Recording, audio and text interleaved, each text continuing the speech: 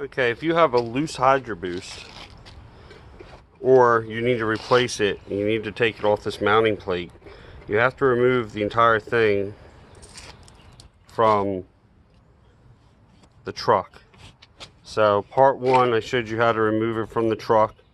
I'll go over it again real quick. You need to start under the dash, take the panel off below the columns, a couple of screws. You need to take a 1/2 inch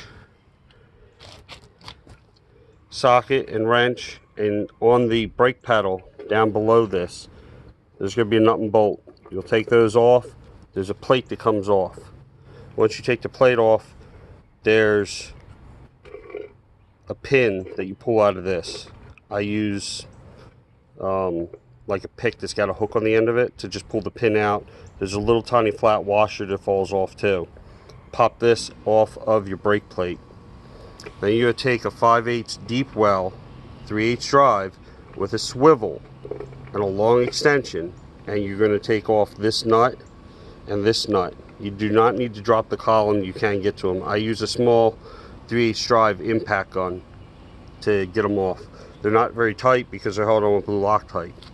Then once you come outside, there's a bracket here that's got to come off. Those are 1/2 inch nut and bolt that holds the 3 lines on.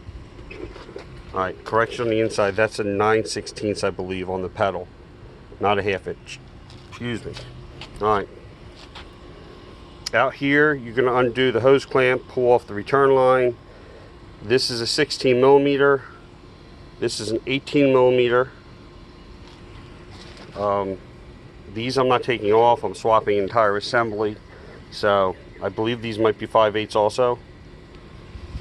The brake lines are both going to be 9/16. Break them loose with a flare wrench, and you can undo them with a regular open end wrench. Once that's all undone, this is undone inside. You've popped the rod off the pedal. You're going to take off these last 4 studs, these last 4 nuts. Those are also 5/8. The whole assembly will then pull out of the firewall. Now, if yours is loose, you should not be loose like this, okay? If you can wiggle this on your firewall while it's all mounted up, then the nut's loose on the back. And this is also, so this is how you remove the nut. This is also how you tighten this. So you're going to take this boot off. It may rip. If you're just messing with the nut to tighten this, the boot doesn't have to come off the shaft. You just need to move the boot back out of your way. There's obviously a snap ring right here that you may or may not need to remove if you're simply tightening this. This nut appears to take a special socket, which I do not think I have one like that.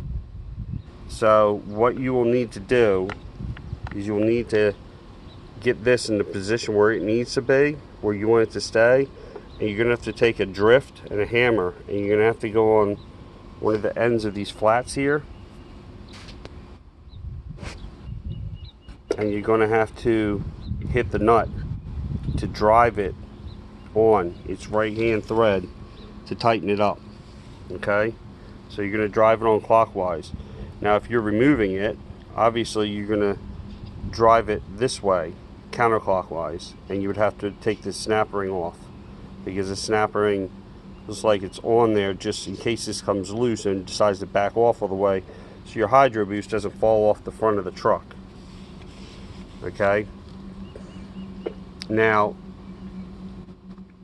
it is entirely possible, if all you need to do is tighten this, that you could do this under the dash with everything installed. I'm not saying it's going to be easy, and you do need to pull this boot back out of your way to expose all this. Okay, you might be able to do it. I honestly don't think you're going to be able to do it, because that is flush up inside this plate, plus you're going through the thickness of that wall. Maybe if you have the correct special tool to do this, you could, but if you're doing it by hand, I think you're going to have to remove this whole assembly just to tighten that. So hopefully this gives you guys some information about how this thing mounts. This should be for your Chevy square bodies and your cucv military blazer and pickup trucks. Okay, but that's that's the nut right there that's holding this all together. So hopefully this is informative, helps you guys out, at least gives you an idea of what you're looking at to try and fix this. So like and subscribe.